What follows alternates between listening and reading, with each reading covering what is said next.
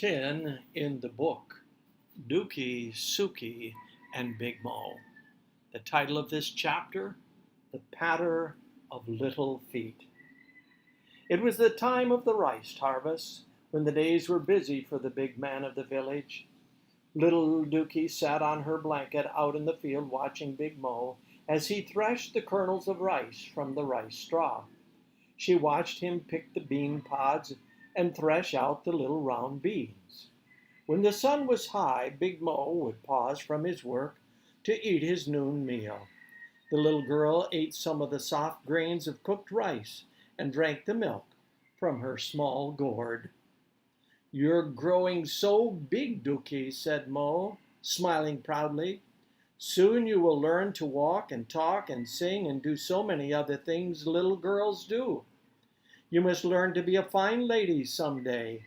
I will be proud of you, my little gift of the spirits." Then one day, Dookie took her first step, alone. How it thrilled Mo when she came to him as he held out his hands to her.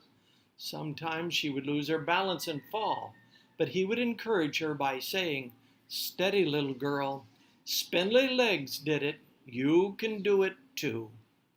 Seasons came and went. The harvest was good. Soon came the time for planting again. Heavy rains flooded the paddy fields. Mo built up the bund, the mud and stone wall around the edge of the field, to keep in the water. Little Dookie liked to play in the water. She squealed with delight when she sat on the edge of the bund and sent the spray flying.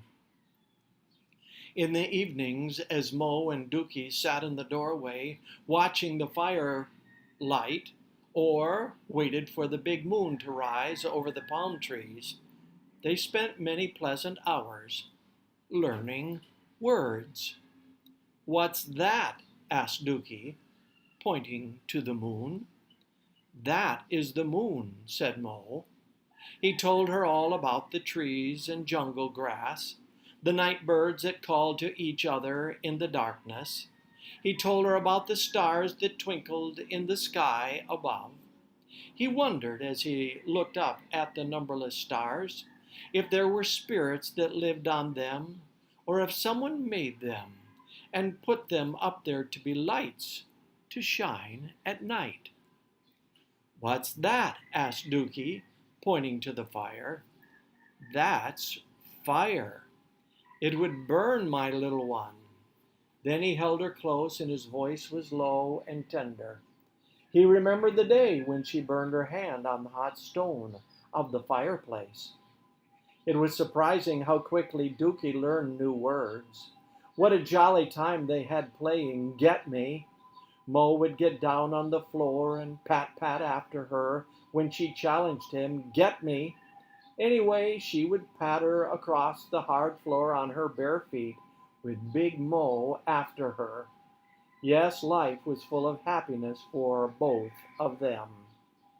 When they went to the spring for water, there were tiny footprints in the moist sand beside the big ones.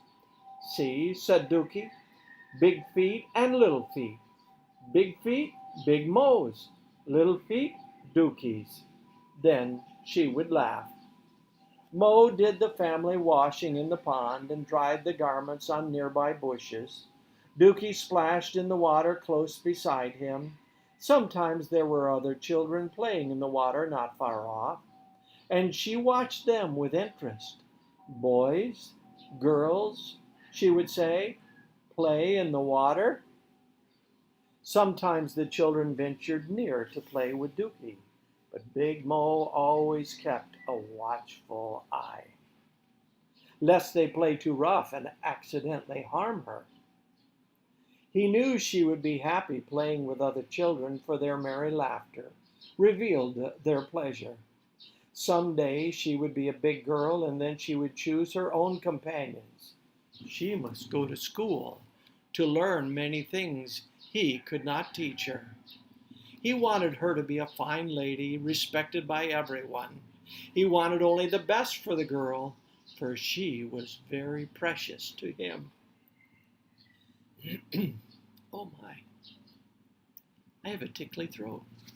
Maybe I should get a drink. What do you think?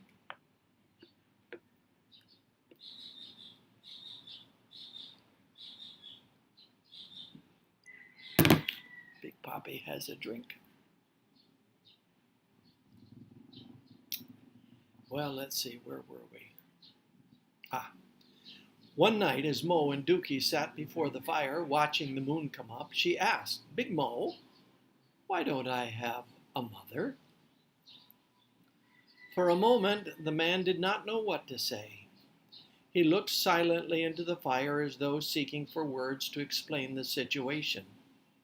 Dookie noticed the silence and asked, What is a mother? Mo took her on his lap and said, Haven't I been a good mother to you? Haven't I done my best to fill the place of both a father and a mother? When you came, my whole life changed. There were no more fights and no more drinking from the big gourd.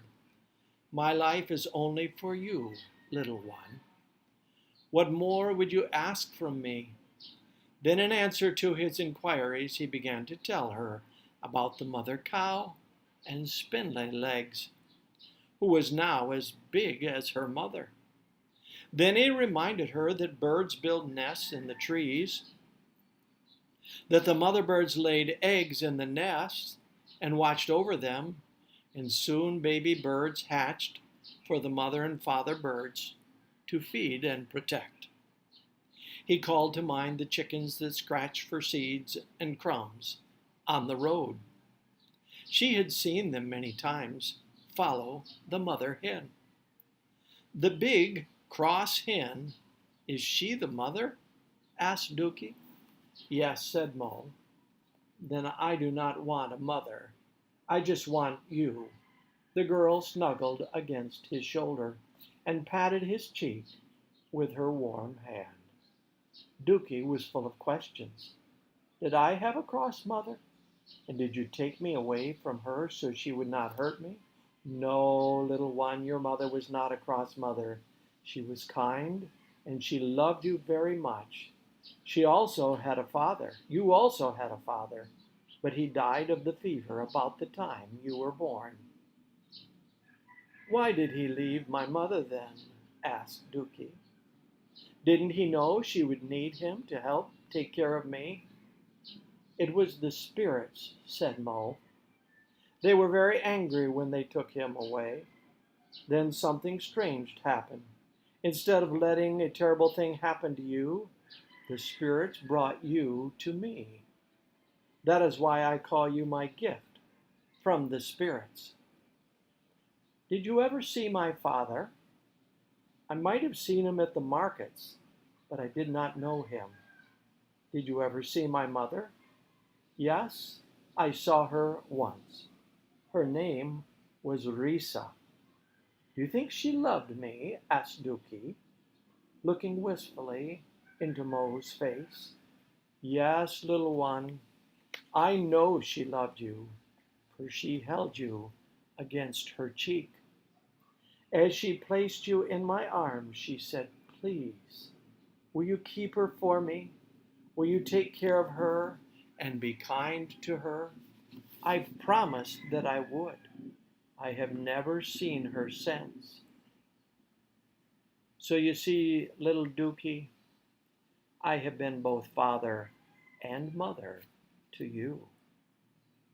Then there are just the two of us, asked Dookie. Yes, just the two of us, said Mo. So we finish reading The Patter of Little Feet from Dookie, Sookie, and Big Mo, Chapter 10.